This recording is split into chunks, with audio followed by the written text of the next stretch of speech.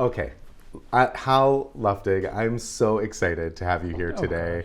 Now, we have known each other for a really long time, right. and I'm so proud of you. You have accomplished so much in your career. Okay, so you're a Broadway producer with 4 Tony Awards, 2 Olivier Awards. Did I get that right? I think it's 5, but let's stop. Let's stop counting. 5. Stop counting. You produced iconic shows like Legally Blonde, Kinky Boots, the most recent revival of Fiddler on the Roof, Angels in America, Thoroughly Modern Millie, and so many others. Plus, you launched a brand new producing company called Halcyon. Did I say it right? Yes, Halcyon Theatricals, which is a great name. We're going to talk about this. Right, it's spelled with a Y because the I is the drug.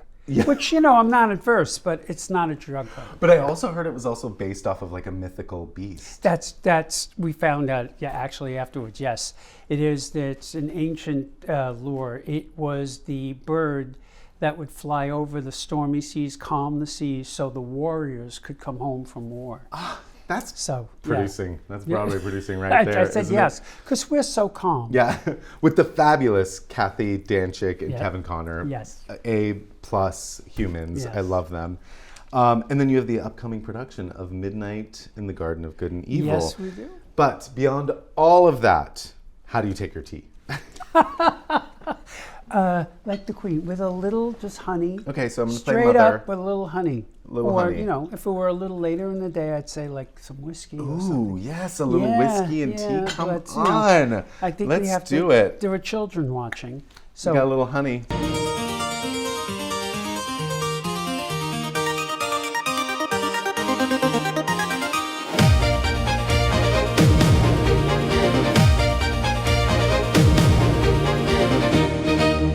We're going to spill the tea, Hal. I'm so excited. There's so much to talk about. Do you remember that Bette Midler album? I forget which one, but she said, "Make no mistake about it, mud will be flung tonight." Yes, that's it.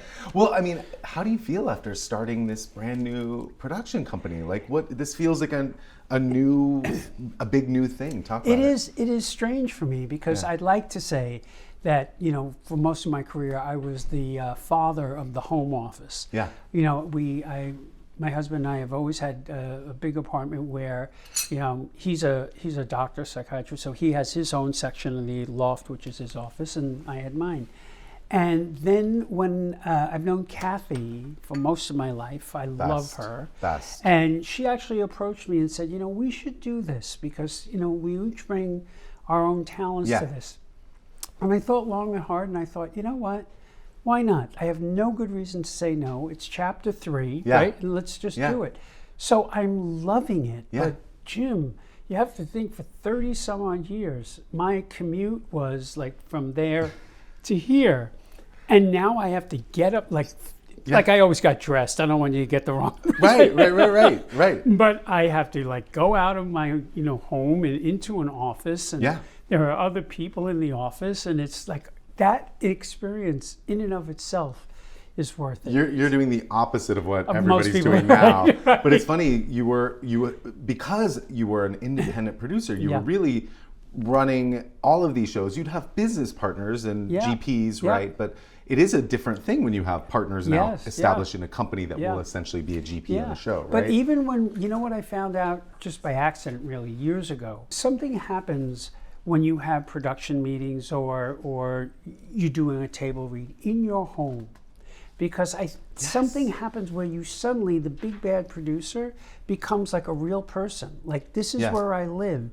I can't be that terrible. Yeah. If I'm serving you cookies and, kind of stuff like that. Did this start as a kid? Like, were you a kid, like a theatrical kid? You know how this started? Yeah. I was 8 years old. Okay. And my mom took me to the original production of Fiddler on the Roof. I know I don't look old enough. You do. But yeah, I know, right? Come on. Right. But I remember when we were walking into the theater, she held my hand and she said, this is live. It's not TV and it's not movies. And if you make noise, they're going to hear you. Which was her probably saying to some ADD kid, like, you got to sit still. Same. Yeah. But she needn't worry, because when the curtain went up, I was mesmerized. Like, just by the things that were moving and the lights and the sets and all of that. And I said to myself somewhere in the recess of an 8-year-old brain, I don't want to act. I don't have any talent to direct or anything like that. I want to be the person who puts all that together. Wow.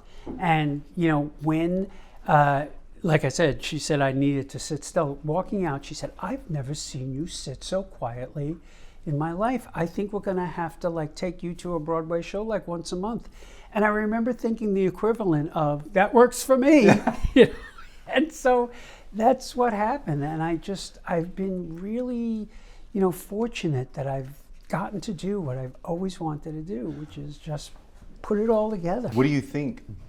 What do you think of that 8-year-old would think of this, of the career and life that you're living? I wouldn't believe it. Really? If I would have, said to that 8-year-old, this is what I'm going to be doing, I would have just laughed in his face. I mean, I grew up like most kids, watching the Tony Awards, going to the theater, but watching the Tony Awards, just desperately wanting to be a part of that. Yeah. And I won't, this sounds like hyperbole, but I will never forget with Millie, going up on that stage, looking out and thinking, oh my God, that's where I used to watch the TV angle. Yeah. That's where I used to be sitting there and watching it from. And it was surreal. I want to ask you about Millie. I know this was later in my interview questions, but I'm curious. That was you made a star in that.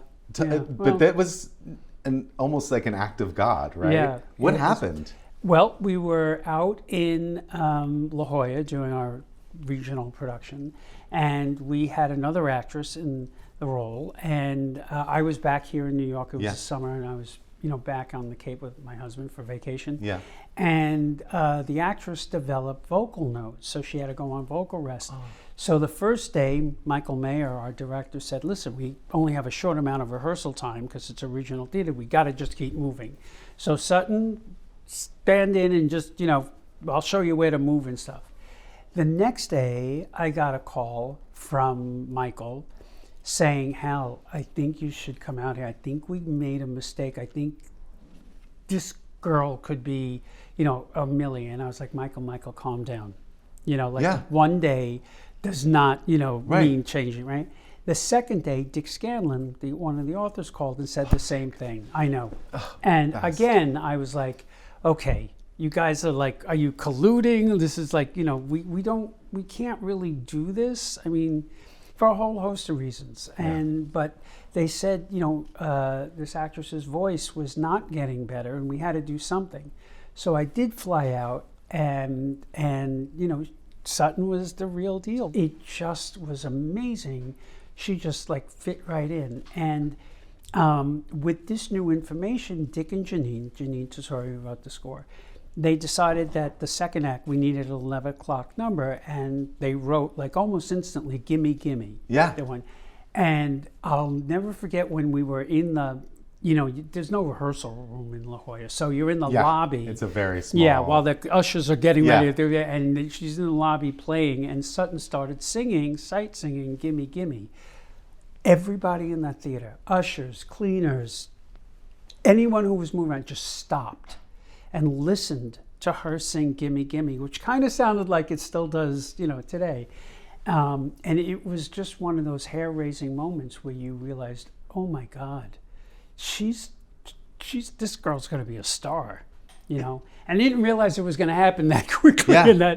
But, one of my favorite photos that hangs in my office, which is not as grand as this, I must say, is the photo of her taking her opening night curtain call. And you can see both on her face the thrill, the fear, the tears of joy, the tears of oh my God, what just happened? Yeah, that kind of thing. A life-changing moment. A life-changing moment for her, yeah. And she did changed you my feel life that? too. Yeah. Oh, I did. Oh, absolutely, I did. She was the real deal, and I still think of her.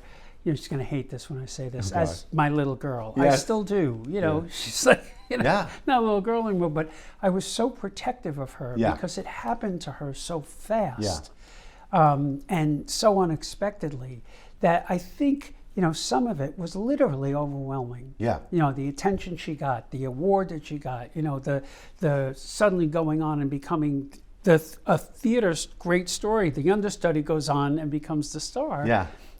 Just happened to her in real life, and I think it took her a while she is now, but to get better equipped with that. I think at the beginning it was a little overwhelming.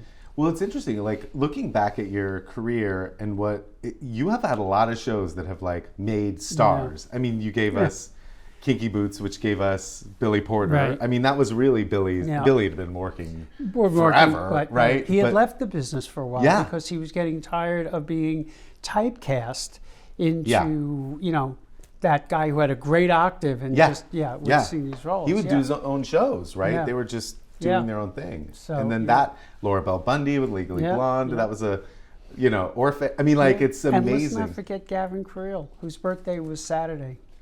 I know. I just have I miss him dearly. Yeah. But him too. And that's one of the reasons why Millie works so well. The chemistry between Sutton and Gavin was incandescent. And that's not anything you can create. They just became immediate buds. And, for the run, we're inseparable. And that, was really product of the two of them. Yeah. But when they went on stage and had to pretend like these, lovers that couldn't get it right, that was them. I always think you're such a special producer because you develop really deep bonds with your creative team, with your marketers, with your actors. Why is that your approach?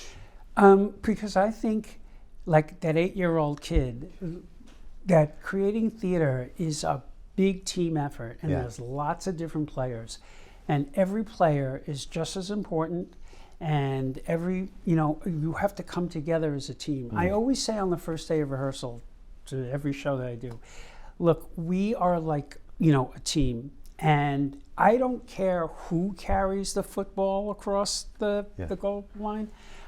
Because if we do, if anybody carries it, we win, right? We all win. Yeah. So it matters to me less about the who than that we do that together. And I really do.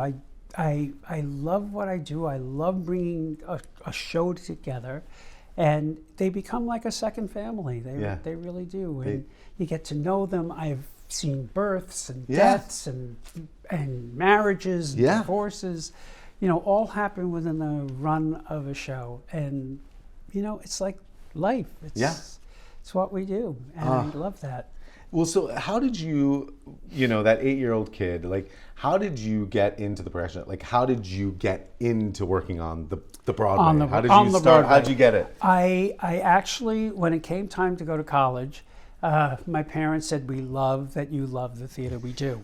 But we don't know what you want to do, what that's even called, let alone is there a career in it. Yeah. So you're going to get a real degree. Yeah. So I actually got 2 undergraduate degrees, one in journalism, because at the time I liked to write, and psychology, because why not, right? Yeah. There's a lot of that in producing. Although I married a psychiatrist, and that comes in a whole lot more. So I got out of school, and I got a job working for a Long Island newspaper called Newsday. And it was assistant copy editor, which is basically a glorified grammar corrector. Okay. And, I knew it wasn't where I needed to be. Yeah. I'm so glad we get to tell the story. Yeah. So I found out, I'm not sure if they still do this, but CUNY used to have 4 times a year a seminar called Working in the Theater. Yes. And they would pick a show or a director or something, and they would take an hour and film it for SUNY. And you could be in the audience. You've got there. So I would find out when they were, and I would call in sick to work. Yeah. And I would come in, and one day after about, 6 of these, Isabel Stevenson, do you remember her? Oh my God, yes. They called her the theater lady. She was like the chair, and she was the president of the theater wing. Yeah. And she came up to me afterwards. They had a Tony Award on the podium, and I went to look at it. She said, "Excuse me, I see you here all the time. Who are you?" And I told her, introduced myself, and I said, she said, "Do you work in the business?" I said, "No, but I'm desperate to." She told me about a program that was just starting up again at Columbia University, their MFA in Arts Management. Yes. Which still exists today. Yeah. And which you speak at all the time, right? Yes, Don't they have yes, you come back? yes. Yeah, you teach. And maybe they were the second year in it, and the Schuberts, Jerry Schoenfeld at the time, and Bernie Jacobs were adjunct professors, and the dean of the school at the time was Schuyler Chapin, who is Ted Chapin's dad. Yes. But he used to, before he took this position, he was the commissioner of arts for the city of New York, and then he became the dean of the school. Okay. So I applied, and these are in the days you had a real live interview, and I went in, and he had my real live transcript, and he looked at it and he said, "Young man, I don't see anything that says theater on here, like Theater 101 or anything. I see English Lit, I see, social history classes, journal. I don't see anything that says theater. This is a very competitive program. Why should we admit you?" And I remember it just came out of my mouth, and I said, "Because no one wants it more than me and will work harder at it than I will." And he stood up and he said, "Oh, very nice, thank you. Very nice meeting you." And it wasn't to me like, yes, that was the right answer. Right. It felt like, thanks for playing, And, yep, it was like, you're out. You're out. Yep. And I went home. I was living back on Long Island because that's where I was working. And I remember tearing coming down my throat on the Long Island Railroad, thinking, what a stupid answer, Hal. You could have said anything, and that's what you came out of your mouth. Well, a few weeks later, I was accepted. And here's the great coda to this story. And for years, I thought they made a mistake. But here's the great coda to this story. So a few years ago, I was on a panel, I forget which, but I was with Ted Chapin. Yes. Who was also on the panel. And somebody asked me the same question, and I told the story. Ted had never heard it before.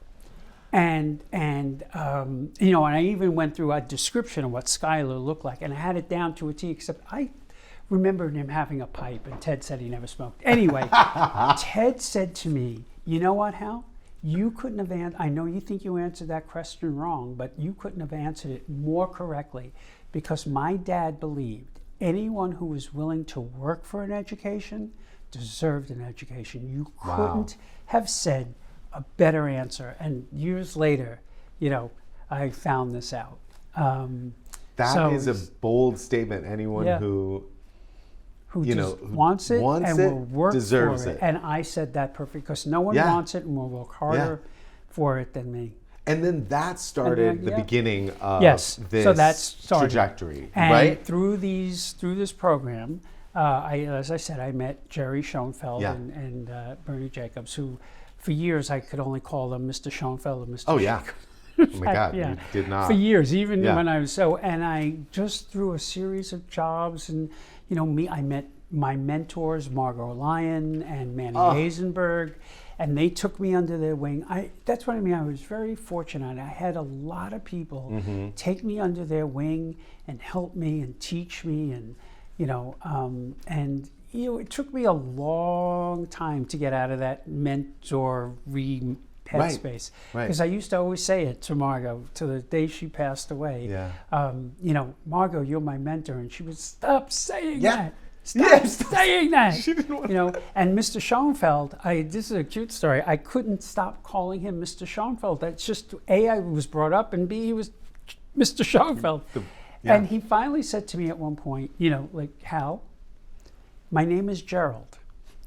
And if you keep calling me Mr. Schoenfeld, I'm not going to answer you if you call me Mr. Schoenfeld. So I still, at an open night, "Hi, Mr. Schoenfeld." And "Mr. Luftig," he said, "What did I tell you?" And he turned around and walked away.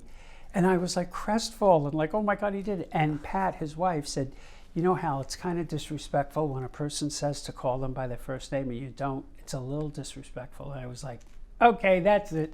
So the next day, next time I saw him, with all my, "Hello, Gerald," and he responded, "Hello, Hal, nice to meet you." That good Jewish boy from Long Island would not allow this. I was very lucky. These people took me under their wing, and Margot Lyon, she was an icon. She's a legend. Yeah. She's produced so much stuff. Yeah. Was there anything that she said to you that was like the best advice when? Trust yourself. Really? Trust yourself, because when I remember we were working together on Catch Me If You Can, and yes. I had a whole series of things that I thought weren't right, and I would tell her, and she said, well, why don't you say that? And I was like, Margot, I don't know what I'm talking about. And she got angry at the time. She said, I don't want to hear that anymore. That's what I mean. Stop it. You have a lot to say, and you say it articulately and very smartly. Stop it. And she gave me, that was her advice, but yelling at me. Yeah. Just stop it. Don't do that again. Yeah. And I adored her. Any advice? What did Manny Eisenberg say to you? Manny Eisenberg.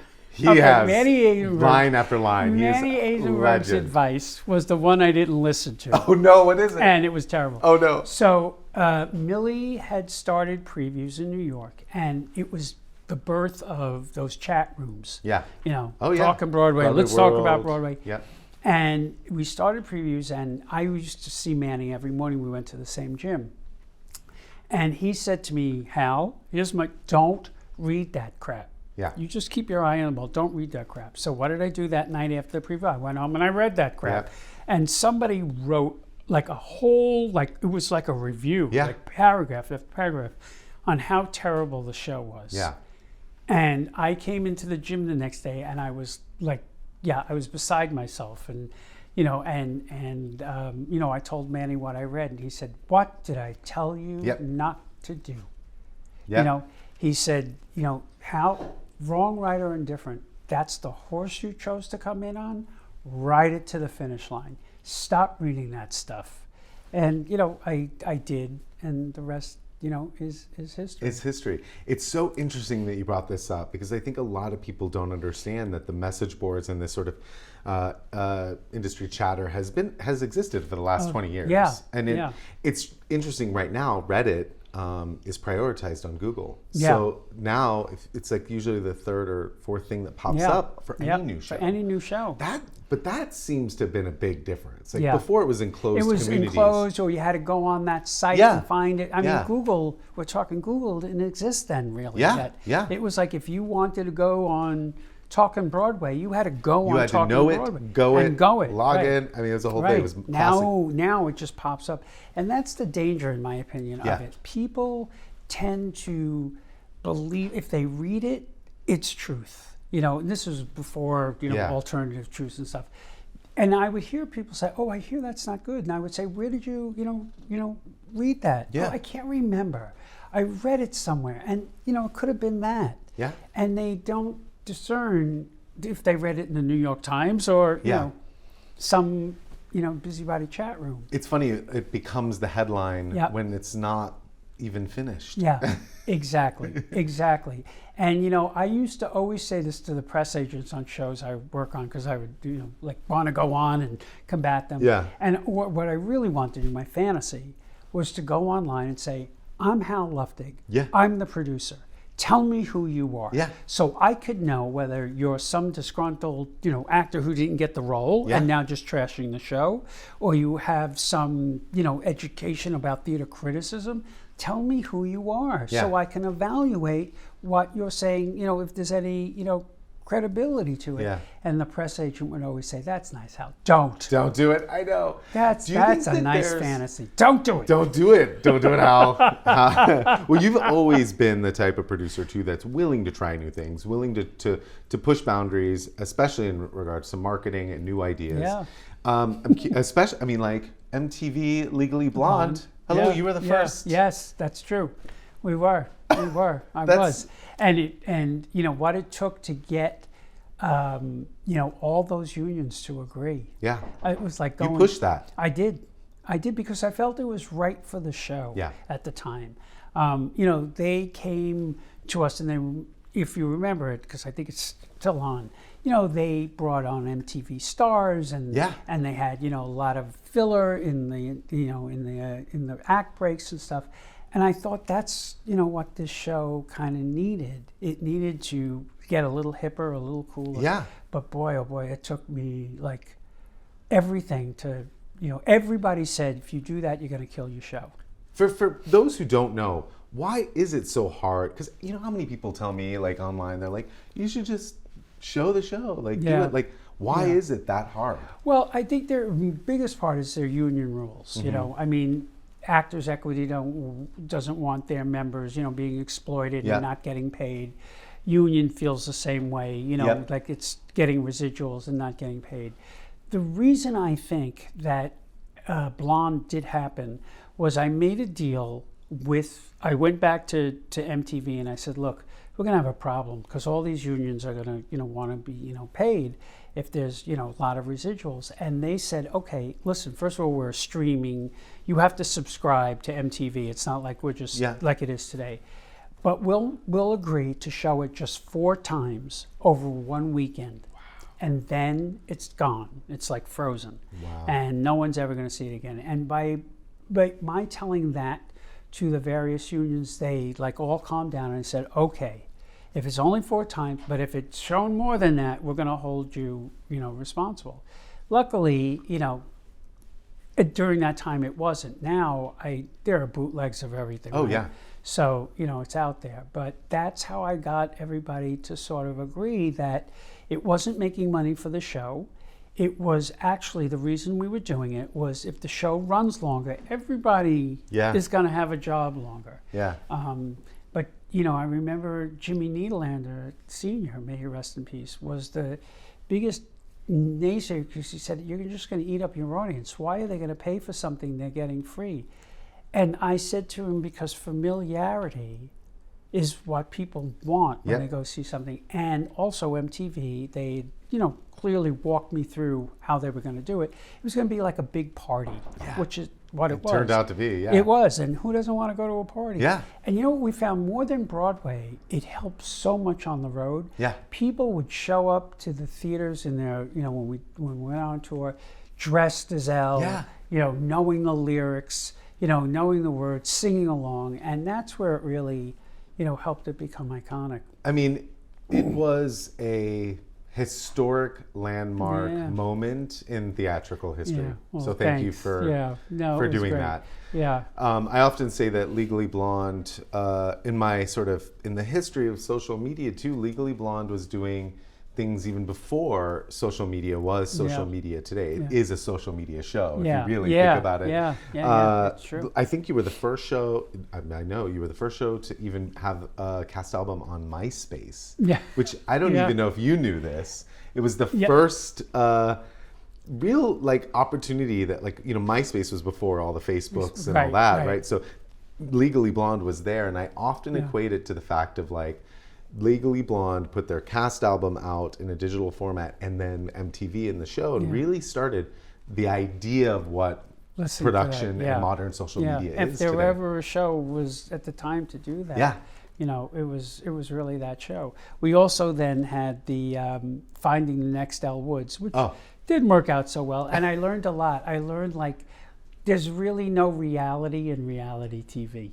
It's like, hello, you know, I was naive and I was like, oh, they just go into, you know, the cameras. Room and shoot. And like we do in rehearsals, but nope. Whatever they don't kind of script, they edit. Yeah. So it makes it look, you know, really weird and really like, so, but it, you know, all of that has, you know, solidified it in its, you know, its iconness.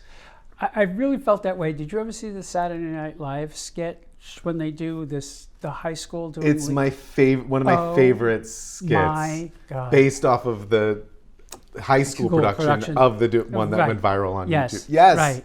Oh my God. I could not. I was like, that to me, we made it. Yep. You made, yep. We made when you're an SNL skit, you're good to go. And you brought that to to Broadway, and that's a huge accomplishment. I'm curious, like when you're looking for a show, and as you venture off into this new theatrical production, working on so many, I know you have a lot of things in the pipeline here.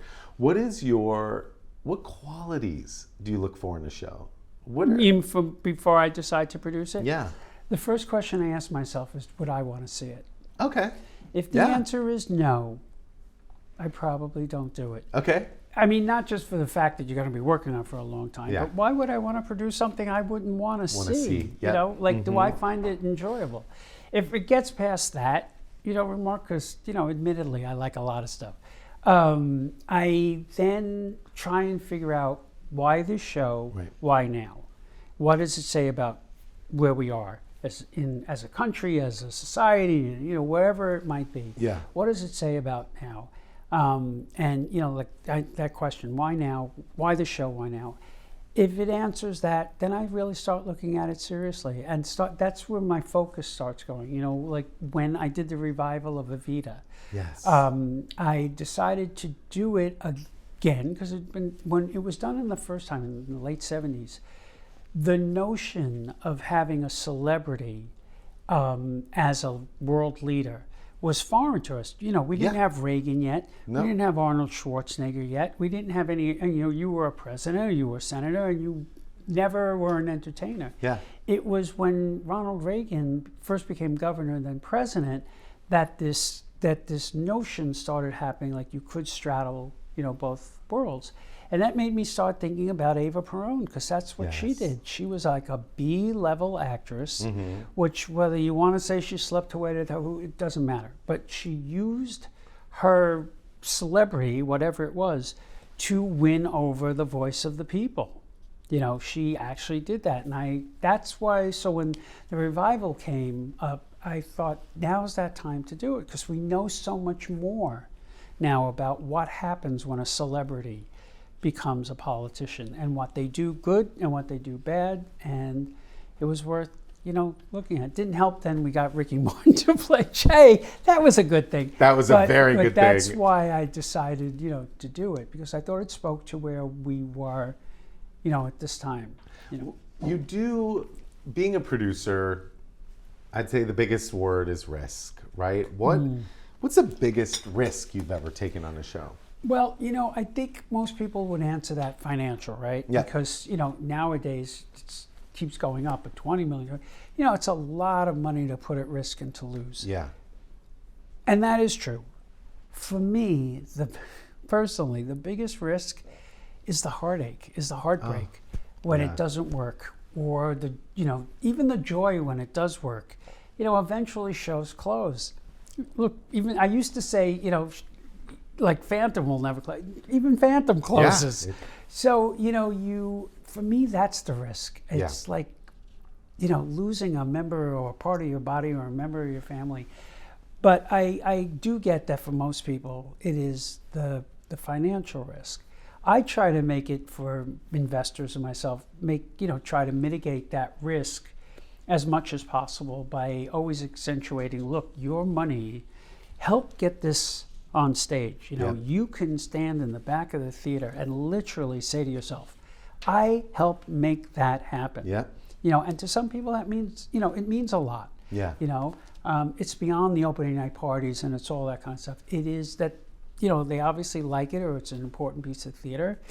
And without them, that wouldn't have happened. So I try to mitigate that risk for them, because if you look at it as just, I'm going to make it or I'm going to lose it, you know, I guess that's true of any startup. You know, that's the thing. You know, you can lose it too, and at least theater has something tangible to it. Yeah. But so that would be like the financial risk is obviously a big one, but for me, it's more personal. The heartbreak. Yeah. How do you develop taste? Oh God.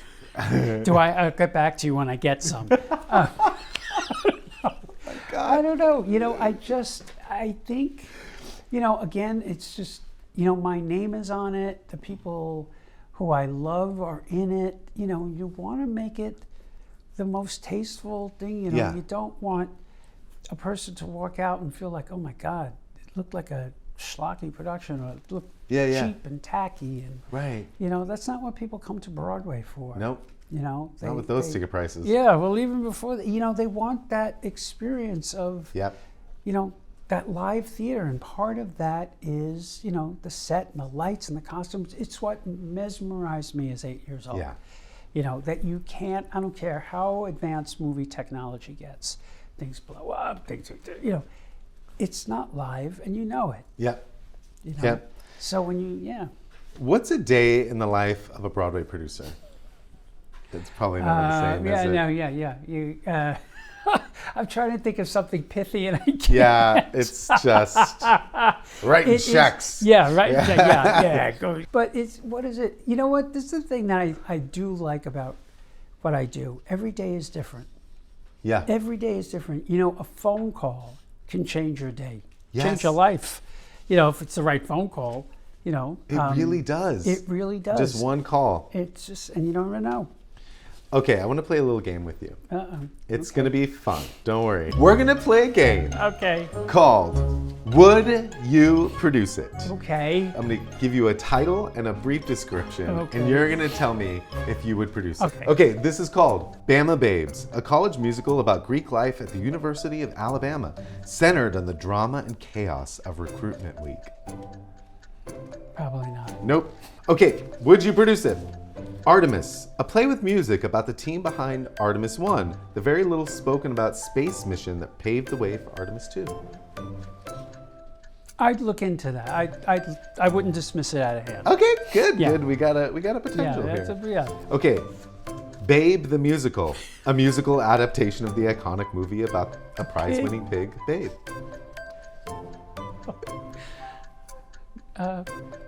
Probably not. Oink, And I'm oink. not even kosher. It just has nothing to do. Would you produce it? Tennessee Whiskey, a musical about the dark life of Tennessee Williams. Oh. That has interest in Yeah. it. Yeah. Okay, would you produce it?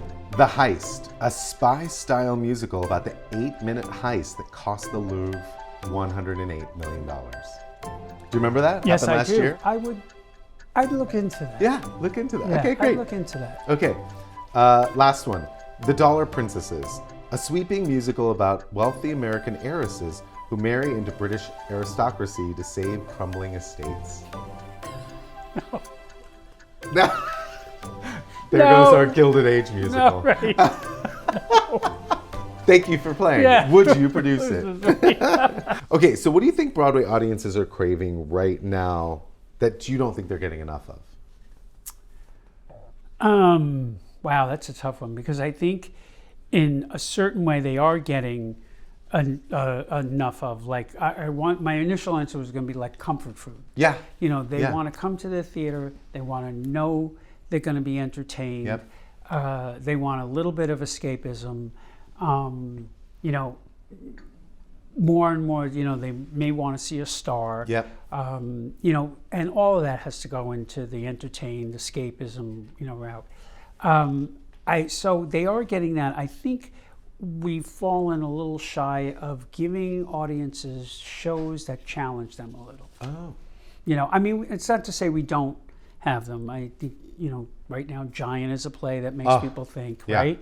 And there are some, you know, really smart musicals. But I think right, and I'm here talking about this since I've made a couple of film to stage adaptations, but I think we're relying a little bit too much on that familiarity quotient. Oh, they saw the movie, so of course they're going to come see the play. That's not necessarily true. I think that's where we have to strike the balance. Yeah. Yes, they want to be entertained.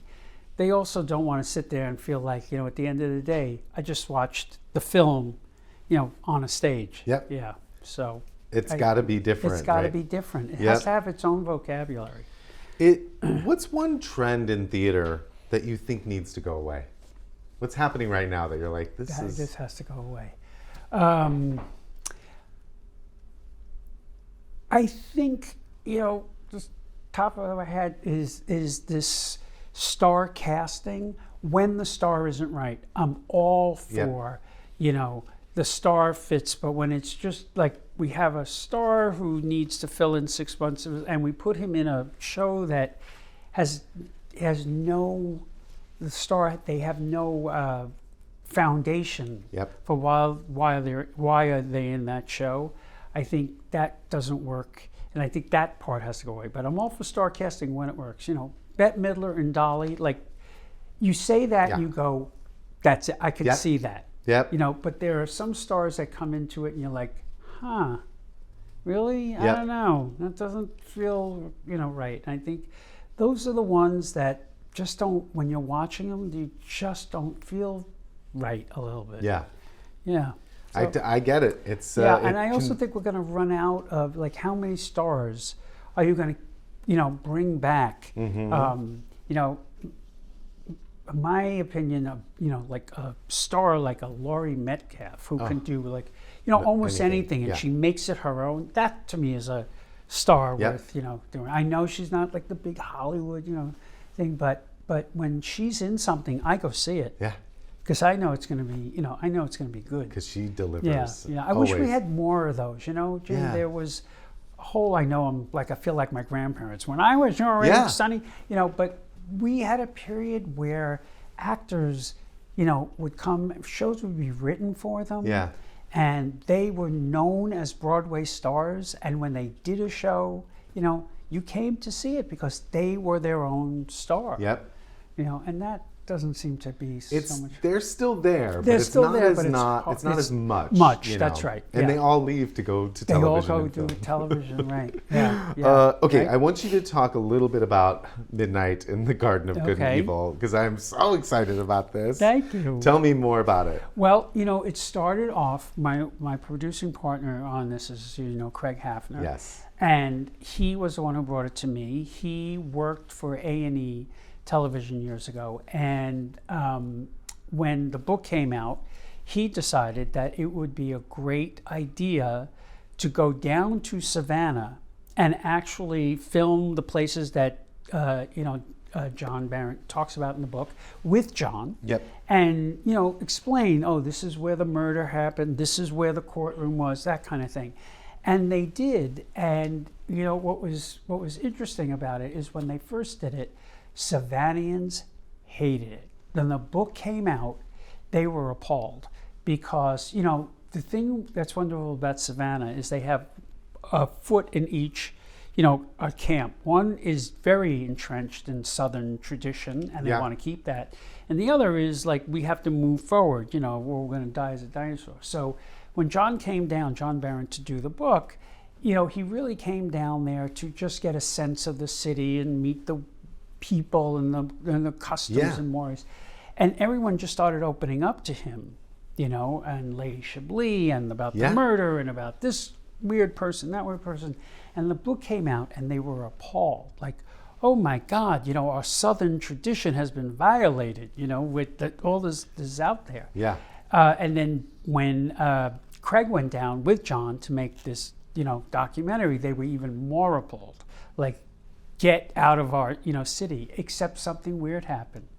Tourism started pouring into that city like nobody's business.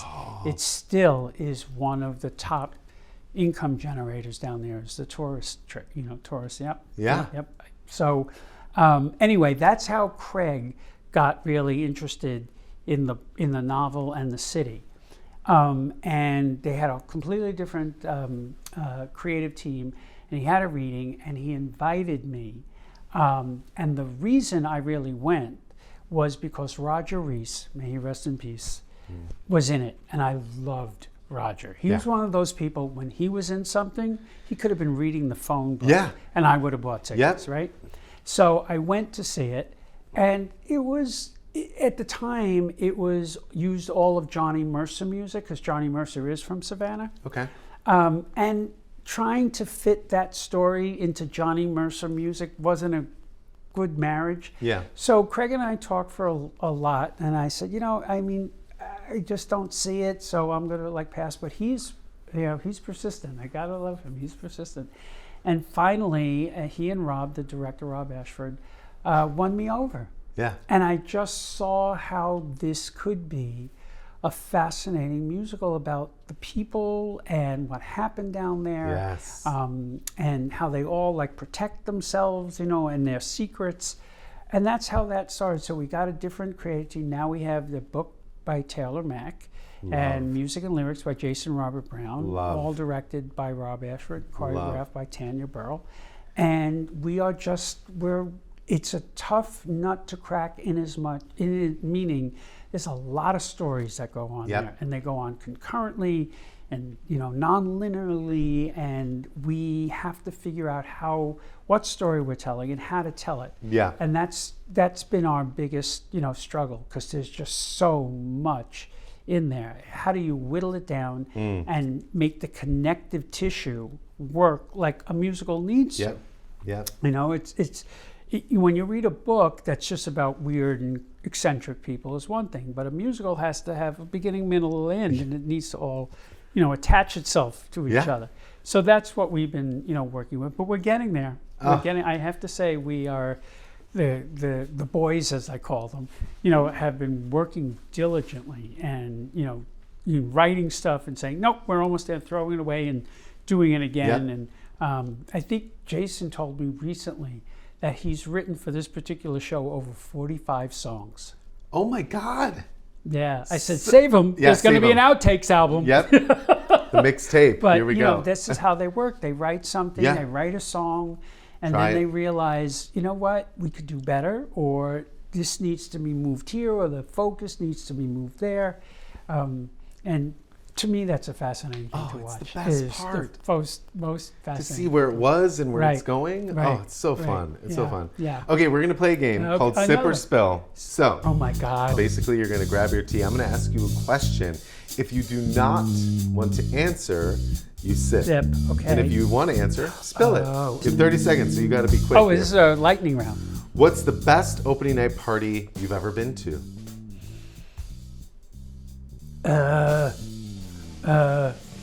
Harry Potter. What makes a show truly worth the price of a Broadway ticket? Quality. That's a great answer. Quality. Will you ever bring Legally Blonde back for a revival? Would kill to. Would kill to. We're trying to. You heard it here first. Yeah. I can tell you, I am bringing something else back that's been a Broadway staple for a while. Can you share? If I hum a tune, you guess it, then I didn't tell you, right? Yeah. Annie. I didn't say anything. You guessed it. You'll let me know. Yeah. I guessed it. Okay. No, you'll be there. Okay. Sip or spill. Okay. All right. Who has been the most obnoxious talent to work with? These sips. Girl, I was hoping you'd answer. I could say it, but they're alive, and I'll be dead. Dude. I mean, really, Jim. I thought you were my friend. You want to see me dead? Okay, we won't. Do you Google yourself? No. Okay. Sip or spill. How often do you read the Broadway Reddit threads or the Talking Broadway? I don't. You really don't? I don't. No, I really don't. don't. You took the advice. I don't. Okay. Sip or spill. What is the most overrated show? Oh, I mean, okay. Overrated show. Yeah. I just have to pass. I mean, I have to think about that. Sip it then. Sip it, I sipped it. Okay, what is a show you turned down that you now regret?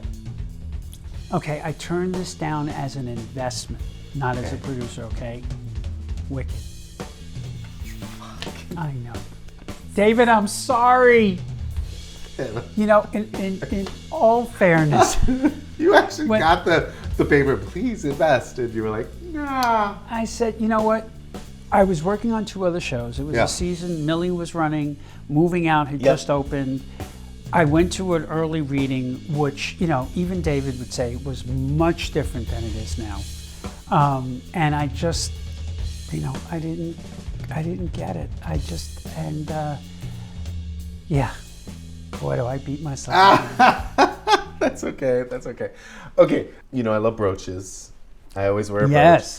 I do have a little brooch for Oh, Jim. And I wanted to, you always spill the tea. Like, maybe not on camera, but I got you this beautiful little tea kettle. Jim. And I haven't actually given anyone a tea-related thing, but it's just a little tea kettle. So, you can just spill the tea at any time, and it's just absolutely. So is this brooch. really for me or for the camera? No, it's for you. Oh, That's I your love brooch. this. And now, Steep Thoughts with Hal Luftig. What keeps me going and what keeps me encouraged is, and this is not BS because I don't really do that well, but it's the truth. It's what keeps me doing what I do, is that there is nothing like live theater. Nothing. And you can go to a movie, you can not knock on TV or going to the movie, but when you are sitting in a theater with 1,000 other people and laughing or, crying with them, there's nothing like that. I remember recently, a year ago, went to see The Notebook. Sitting around me, myself included, we were audibly weeping. I mean, audibly. There was a woman behind me that she was like doing the full, kind of thing. Yeah. And I just thought, there's nothing in the world like this. And that's what keeps me going. I still get excited when I walk into a theater, and the way a theater smells and it feels, and you take your seat, you have your playbill, and you're waiting for that curtain to go up. When that stops happening, I'll stop doing it. But that's what I tell people, why you should go to the theater and why theater is so special. Thank you so much for coming on. You are so welcome. I'm so grateful. Oh, to you, my friend. To you. Cheers. Cheers.